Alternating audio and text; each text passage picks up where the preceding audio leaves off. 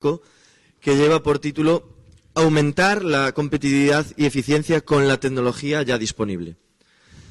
Y en este punto yo creo que es un placer y un honor poder presentar a uno de los gurús de estos temas, de las nuevas tecnologías.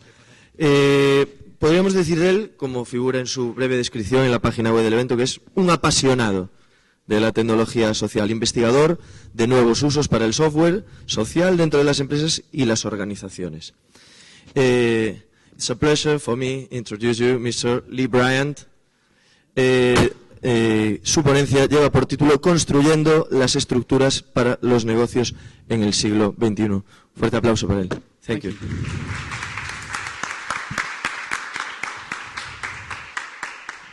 Thank you. So it's a pleasure to be here. Unfortunately, I'm not that rare British character who's learned Spanish.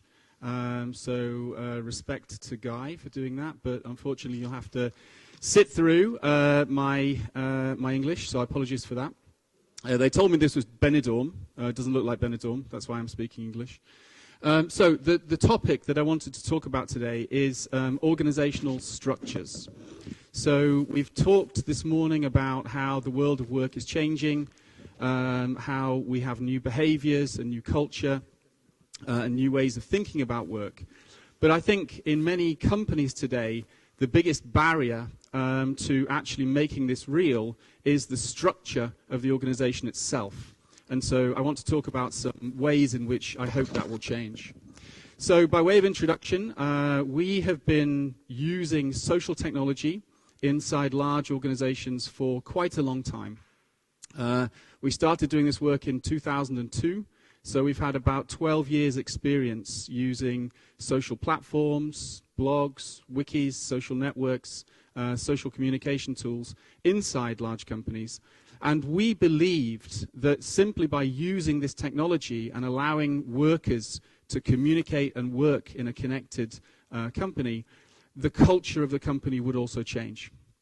But actually, that's not true. What we found is there is a limit to what you can achieve with the technology until the actual structure of the organization begins to get in the way and prevent further progress. So that's why we have created a new venture called Postshift, which is really about helping companies discover and implement new structures, new organizational designs that are more appropriate for the new world of work in the 21st century. So, what's changing in business? I think one of the things which is changing is this sort of long-term graph that shows how we moved from a position of variety and, you know, sort of heterogeneous products to an age after the Industrial Revolution of high scale but low variety. In other words, the industrial age where we all have the same food, we all have the same product, you know, you make the same thing over and over again, and then you optimize your organizational structures to produce that thing in the same way every time. And what's happened is we're emerging now to a position where we can do both scale and variety at the same time. So people talk about this as mass customization. The idea that, yes, we can build global businesses, you can have a different experience or a different product or a different service. And what that means is the organizations that produce these products and services also need to change. They need to be able to operate in many different ways, not just one way all the time. One of the other features of 20th century companies was that they would build castles. They would build walls, they would achieve a position of competitive advantage, and then they would try and lock that advantage in, and they would optimize to do the same thing over and over again, believing that new, smaller companies were not a threat to that position. We've seen Nokia, we've seen Kodak, we've seen a number of large companies not see the threat that emerges in front of them and then die as a result. And so what we believe is that in today's economy, it's more like a war of maneuver than a war of position. You know, it's about being mobile, it's about being agile, and fundamentally, it's about protecting yourself through a network of relationships. So the reason a company like Twitter or a company like Facebook builds an ecosystem where other companies also use their platform, also use their products, is because that's the best protection in the 21st century. You can be a small company, but you can have great influence within an ecosystem. And that's a better protection than building strong walls on the outside of the organization, as people have done in the past. So I think these are really important factors that change what we require from our organizational structures. So this raises the question, is the classic 20th century organization fit for purpose anymore? Can it do the job in the 21st century? This is Frederick Taylor. He influenced an entire generation of management thinkers. His belief was that if he monitors the worker over there and he keeps making them more efficient, then you can increase output from labor just by managing things more closely and more tightly. For me, this reflects one of the key changes in the modern economy. We believe that trust is cheaper and more effective as a management tool than control. So you can spend lots of money on managers and systems and cameras and whatever else to monitor your workers and to believe that they need to be controlled, or you can hire the right workers and trust them to do their job. And where you see startups operating very successfully, it's always based on trust, not based on control. And I think that's a fundamental shift today. The other big change is the nature of productivity. Productivity is not linear anymore. So go back to the example of Nokia. You know, they had 100,000 people delivering something like a $5 billion dollar sort of value. Well, there are companies with 100 people today who are delivering a $5 billion value. There is no relationship anymore between the number of workers and the productivity that is resulting from that process. You know, software, new forms of value creation, network businesses, they've broken that link. And so some of the most high productivity teams today are some of the smallest teams. They say that, the team of 10 people is the new unit of operation for businesses today. So that poses a real challenge to the way that we operate conventional companies. But there's also the theater of work. So we go into our corporations, we put our badge in the gate, we have some coffee, and we go to meetings. We think we're doing work, but we're not. We spend all day using email, which is also an extremely low productivity way to spend your time. And as long as we're dressed in a jacket and we're sitting down with colleagues in a meeting, we feel we're doing something important. Well, guess what? The startups who are coming to eat your business, they don't really have meetings and they don't really use email. They do work. And the two things are really not the same. We've seen the limitations of this conventional top-down control structure many times. But Microsoft is a very good example because they faced what they called a lost decade where they had a real crisis. And one of the main reasons for this was their internal structure, not just their products. So they had a system of internal review where, the bottom sort of 5% would be fired and the top 5% are promoted. And that created a very negative culture of competition internally and a lack of cooperation, a lack of collaboration. And one of the first things that Satya Nadella did when he came in was he said, look, our organizational structure is irrelevant. Yeah? All that matters is our ability to innovate. And our structure is getting in the way of that innovation. And so he immediately got rid of this employee review system, and he immediately began changing the structure of the company so that people were freer to get on and create value and to do work and to innovate. So we're seeing that this is becoming, not just a sort of an interesting intellectual issue, but this is a fundamental issue of competitiveness in the modern economy today. So, can social technology help with this situation? Is it a solution in itself? I think when we look at digital transformation, It began externally with marketing.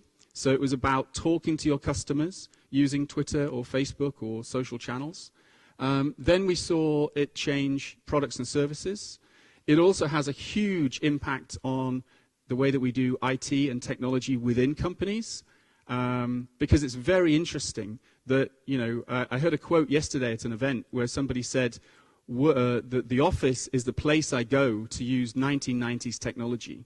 If I want to use modern technology, I go to my kid's bedroom because they have more, and it's for free, than the IT department in my company can provide.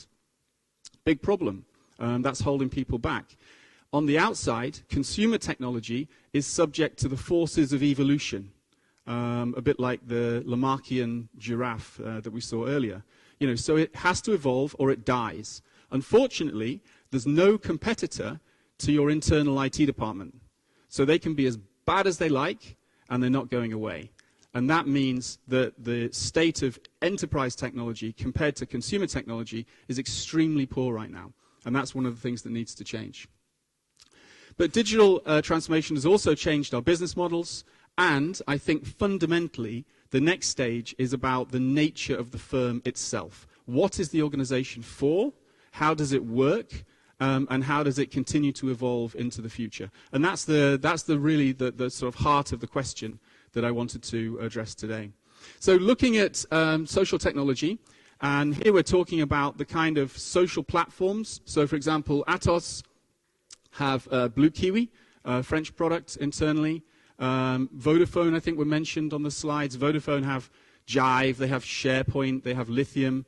We've seen in Bosch, they use IBM Connections, one of the biggest installations of that social platform in the world, about 180,000 people working together on that platform. So that's what we're talking about, the social platforms and then the other social tools that we use to communicate and work differently inside. Now, unfortunately, about half of these deployments are what we call deploy and pray. So I guess Santiago de Compostela is a very good place for this strategy. We can walk to the cathedral and we can stand there and just hope that this produces some value. But that's really not likely to work. Some companies really try and create focused collaboration. Some really are trying to create a new version of the way they work inside. But actually very few have got to the stage of what we call the sort of human-centric organization. Very few have transformed, in other words. And so I think that's something that remains to be tackled. However, social technology is just the beginning. Social technology allows us to connect. It allows us to do new things. But really what that's for is to enable new organizational structures to begin to operate inside the business. And even they are not the eventual goal. The eventual goal is really working in a modern 21st century way. So if we want to have, sort of networked leaders, innovation around business models, and people working in new ways, then we need new structures. And if we need new structures, then social technology is one of the factors that can help us get there. It's important to bear in mind that it's not the goal in itself, just to use this technology. It's only useful if it changes the way that we work. The kind of capabilities that we think a modern company needs are, these sorts of things. You need to be agile. You need to be able to respond to change quickly and to change the way you do things. We talked earlier about customer centricity and the need, I think Guy mentioned that as a key factor. We need to be open.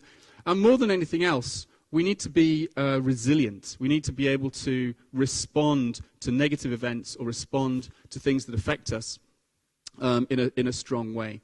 So what we are focused on is how can we create these capabilities in an organization and also measure their existence using social technology. The other thing, of course, is that when you start to go down this road and you create these capabilities, you can operate completely new kinds of structures. So this is a drawing by Hugh MacLeod, the cartoonist in the US, and it's about a concept called hierarchy as an alternative to hierarchy. The idea that we're building networks, not pyramids, in order to run and control our companies. And the point that I mentioned earlier, even people like GE Capital are now saying that really the key to this is small teams. But you can only operate small teams if you have a sort of a network and a base on which they can operate. So in other words, if I want to start a new team today to run a project, I should be able to walk into the organization, pick up the technology I need, pick up the other services I need, and just get on with it, with no managers, no reporting lines, no project managers, nothing to slow us down. We just do work. And that's where productivity is to be found in large companies today. And the funny thing is, many companies already know this. So a company we work with for the last few years, Bosch, one of their key stories is about how they responded to a crisis that one of their customers had, and they invented a new thing within 9 months, whereas it would normally take them 3 years. And they did that really by throwing away all the rules and just allowing the right people to get on and do what they needed to do. And now even Bosch is starting to learn from that and to try and create that as a method, sort of agile organization, agile teams that can be used to work more quickly. And I think this comes to another key point here, which is that the only tool in our toolbox for management has been hierarchy. So hierarchy is very good at communicating something downwards throughout an organization quite quickly, okay? But it's very bad as a way of running projects. It's also very bad as a way of talking to customers. We already have these alternatives. So we know we can build communities using social tools. We know we can operate as networks. And also we have this concept of the small team or the agile team. And if you look at the things we do in the company, some things, demand more of this, some things more of this, some things more of that. Hierarchy will not go away. It won't disappear. But it should be one approach among other approaches. And that's not really the case today. So the question is, how can we, on a practical level, start to do this? How can we apply this thinking and social technology to improve the way that businesses work? Without going into too much detail, we have a very simple sort of way of seeing this, which is think about short-term value, proving the case, moving towards sort of long-term benefits, but think about 3 levels of the organization. At the top level, you're talking about joining things together in a better way. You're creating new strategic capabilities that didn't exist before. You're allowing everybody to talk to each other. You're breaking down some of the divisions that exist. On the middle level, we think about key processes. So perhaps in your company, there are processes which are very important and you can't change them, okay? So if you're an insurance company, then the basic sort of maths and actuarial process that runs the company is something, you don't want to mess with. It's very important. And same with an engineering company. You have production lines and you have factories and they run very, very well. So what we do at this sort of level is we try and create social surrounds to the process. We just sort of put social technology around the process so that if there's a problem, people know what to do. If people need to talk, they can talk about the process in that way. But you're not changing the process. And then at the lowest level of operation, we take a use case-driven approach to redesigning broken processes. So all of those things that involve people sending emails and Word files around the company today to organize a meeting or to do some research or whatever it might be, these are the things that can be just transformed in the very short term using social technology. So just very briefly, on the strategic level, these are the kinds of goals that we see people pursuing: changing the way that they do leadership, joining up functions internally, supporting new business models, and trying to create a sort of a self-learning organization, an organization that can think and can evolve and can change. And then on the process level, where you have things that you cannot change, what we do is we analyze each stage of the process for its social potential, and we look at the various things that social tools can do, like networking, data sharing, collaboration, co-creation or visualization of data, and then we see how we can sort of gently support each stage of the process using those methods. And that's something that works very well indeed, because it doesn't create a risk, it doesn't change the process, but it can show short-term immediate benefit from using social tools in that way. And then on the use case level, the most important thing is just to allow workers to tell you what is broken, okay? So processes which take too long, bureaucratic processes which probably shouldn't exist in the first place, those kind of things, the workers can probably tell you most of those problems straight away. And so a process to capture those stories and to ask people what can be changed is a really important starting point. And then, you know, where we find people continuing to operate some sort of old 1990s email and Word process, and think that that's really good, you know, we can sort of gently suggest ways in which we can reinvent that process, and we can do it in a more connected way, or a more networked way, or a more sort of open and collaborative way.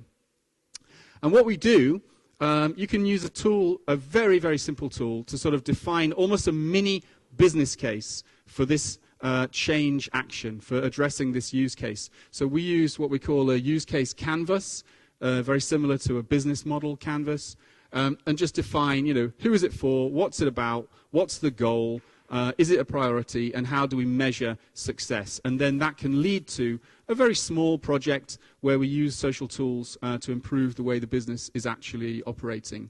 And then what we do is we sort of put those together into a pipeline of recommendations. So typically in a project you might have, you know, a few hundred of these small changes that can be made, and then we just put that tool in the hands of managers so that they can prioritize based on resources, based on time, based on what's important this week or this month, to begin an agile process of transformation. So the old way of doing change as a top-down, big bang project where everything happens at once doesn't really work. You know, what we need to do is to make change a constant, small-scale, iterative, sort of evolutionary process. And when you break it down to that level, that becomes possible. And when you do that, you can build a library, a collection of tactics, things that work, you know, techniques, ways of telling stories, ways of making the work happen. And also where you find, you know, stories of success, where people have used this in the business, then tell those stories and let other people share from that good practice. It's a very simple technique, and it's a very simple approach. But it's really important to go that extra step and add a focus of organizational change to the work you do with social technology. Otherwise, it's just another tool, and it doesn't really change the way that we do work. So briefly, I then wanted to think about, okay, that is how we begin to improve today's business and how we work today with our existing structures and our existing processes. But how can we create the future capabilities, the new capabilities that the organization needs in order to compete with you know, new startups or to be successful in a 21st century market? And I think social business is, you know, and social technology is definitely one of the key ways that we can achieve this. So the way that we begin there is just by doing a simple analysis of all of the market dynamics which are sort of affecting the organization from the outside. So they will vary from company to company and from industry to industry. But you can get an idea of the sort of shifts that are happening. So, you know, for many companies, software is taking over everything. So if you're a car company, you know, you're in danger of being taken over by software from people like Uber or indeed people like Apple. We're seeing experience in products mattering more than features. You know, so why does product X become successful and product Y is not successful? Often it's because of the experience that it creates within people. So all of these factors are creating you know, new opportunities, but also threats and dangers for the organization. And the question is how we respond to those. And then there are other areas where the capabilities simply don't exist. So this is one example. If you want to build ecosystems, so you want to be like Twitter or Facebook and you want to invite other companies to use your services or to use your platforms, you need what we think of as a liminal space, a space which is not inside and it's not outside. So a good example of this would be hackathons or hack days, where you invite other companies into your building, you all work together on some ideas, and then you see what you can do together, and then they go away again afterwards. That's one of the liminal space examples that we typically see. Now, to do this, most companies simply cannot do this because they have this hard wall between the inside and the outside. And so growing these sort of capabilities at the edge of the organization is really very important indeed. Another example of that, in fact, is, let's say, social customer service operations, so people who are using social media to talk to customers and to solve problems. They don't really sit inside the organization. They sit at the edge of the organization. And they're closer to their customers than they are to their own IT department or their own operations. And so we need to sort of equip them with better structures and better capabilities so that they can be pushing outwards and bringing in those insights from the outside into the company as well. So the way that we think about this is really super simple. Work with local leaders of an organization just to express a capability in a very simple sort of human form. So this is an example. As a sales organization, we need to offer integrated experience, not just separate products or separate services, so that we can grow our key account value. It's a simple story that can be the beginning of a change process. And the second step to that is we need to ask, well, how do we measure this? And I think there's two very interesting ways of doing that. But what it depends on is actually having, in the first place, some organizational health measures or health indicators. And what's interesting about any company who is using social technology today is social technology is throwing off really interesting data. So if you have, SharePoint, or you have connections, or you have Jive, or you have people using these social tools, if you capture the data, you'll build up a more realistic picture of how work happens and the shape of the networks inside your organization than you would get just by looking at the organization charts. So it's a picture of how work really happens, and it's really valuable data. And within that data, you can, in fact, learn some things that will tell you whether you've achieved this capability, whether your salespeople really are connected, and whether your software and your hardware people really are working in the same way. So we have social data as one way of creating proof that we've achieved these capabilities. But I think the best way is just to ask people. So the other great thing about social platforms is you can talk to everybody in your company whenever you need to. So we think of this idea of the human sensor network. Everybody in the company being a little sort of sensor who's telling us, are things good? Are things bad? Is this process working? Is this process not working? And you can use social tools to ask those questions. Companies already do an annual employee survey many times. So once a year, they might ask some basic questions about their employees. Well, you can do this on a very small scale every week. You can just let people tell you stories and let people tell you when things are broken. And that's really the best way of understanding, have you achieved the capabilities that you're looking to achieve with your social tools and with your social technology. So this really comes back to the idea that digital transformation inside the company is a process of agile transformation. It's agile change. It's not one big project that you plan in advance and then get the resources for, probably with McKinsey or some consultants outside or whatever. It's just giving everybody a role and a sort of a place in improving the organization every day, every week, every month, every quarter. And we need better tools and we need better management thinking for that to be possible. At the moment, people are still operating on one-year planning cycles in many organizations, and that's just crazy given the speed of change today. So I think this is what we're going to see. We're going to see social technology begin to combine with organizational change and become a driver for how we improve our businesses in the future. What this means for leadership and management is really interesting. So this guy, we talked about him last night at dinner. This is Frédéric Laloux. He's a French writer. He had a book called Reinventing Organizations. It's a really interesting book. He looks at case studies of companies in different countries who've created kind of self-management. They've created structures where people manage themselves, and if there is a boss, the role of the boss is to support them rather than to tell them what to do. And they've created some very, very effective organizations in this way.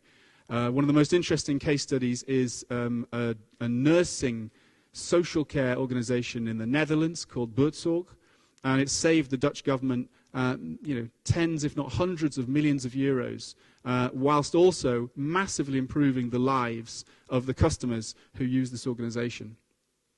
So Frederick talks about two things which I think are very interesting. One thing is that organizations have an evolutionary purpose, right? So it's like the organization wants to be something, or it wants to do something. And he talks about trying to discover what that common purpose is and then channel it towards things which are positive rather than negative. And the second thing he talks about is, instead of the idea that we can predict and control, so we can predict the future and control the organization to move towards the future, he talks about sense and respond. And that's really key to the process of agile transformation. The idea that you're just listening, seeing what's happening, and just making small moves and small responses in reaction to those events. So I think that's one way that in order to do this kind of transformation, we need to change the way that leadership and management operate. And what we do is that we put this together into a really simple system where you put in sort of ideas and business analysis at the top. You define the capabilities you want to achieve with the organization. You decide how you're going to measure that, how you're going to decide if that's successful, and then you just have a sort of an ongoing, agile, iterative to-do list of small changes on a local level by local team leaders and local managers, not all consultant-led or not all coming from the top. And then when you've done some of those actions, you measure the results of that and then reprioritize and go back round the loop. So the way that we see this is that this process of transformation can and should become a sort of regular weekly and monthly meeting agenda point. There is a management sort of theory or a model called holacracy. It's quite trendy at the moment. It's being used by Zappos in Las Vegas, and it's being used by Medium in the Bay Area.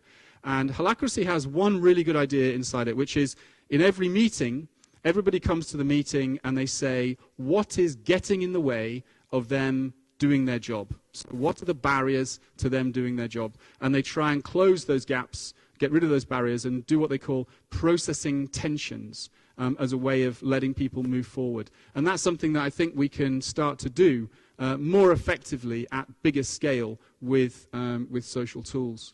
So just to conclude, I think the kind of capabilities that we see companies trying to create today, which I think are very important and much needed, are this idea of, the outside in, so taking the voice of the customer and market signals and bringing those in to inform the way that everybody is operating inside.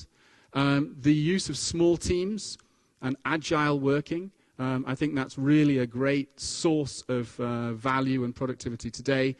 And also, combined with this focus on what we call jobs to be done, and what needs to happen rather than what is my role. In the old days, you come into the office, and depending on where your office is, if you have a window and what you wear and your badge, you say, this is my job, I occupy this space. Well, you know what? That doesn't really matter. What matters is what we need to do. And so any individual might play lots of different roles throughout their work. And I think that flexibility is really important. The other one that really matters is being sort of networked and data-driven. So using the sources of data that we have to improve the way the company is operating. And finally, just be always reacting, always refocusing. And that's a capability that many companies simply don't have today. They can't operate at that speed, but they will need it if they're to compete in the 21st century.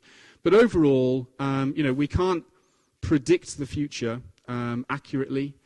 We don't know exactly what we need to plan for in 5 years. But the one thing that all companies really need is the ability to change.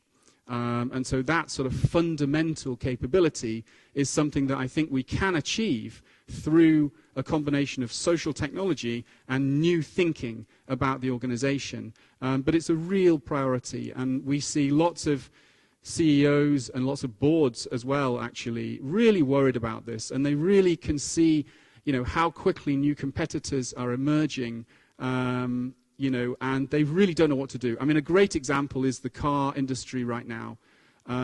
Tesla is changing the game in a massive way, with their new technology, with their electric vehicles, but also Apple is sort of sitting there, secretly working on car products as well. And bear in mind that Apple has enough cash just in Europe to buy BMW, probably 2 or 3 other car brands at the same time, without even sending any money from America, right? So right now, people in the car industry are sitting there really worried because their product life cycle is too long, from design and concept through to a car being released, and their costs are extremely high. And so they may be facing a real game changer right now, and so they're looking at their ability to change and act much more quickly. And there are plenty of other examples like that. So once again, thank you for your patience in listening to all my rambling in English, and I hope that you could take something from that. But if not, and if I was talking too quickly or whatever, then please come and talk to me at some point later, and I'd love to hear your views on these ideas and whether this is something realistic for your companies, at this stage of time. So thank you very much.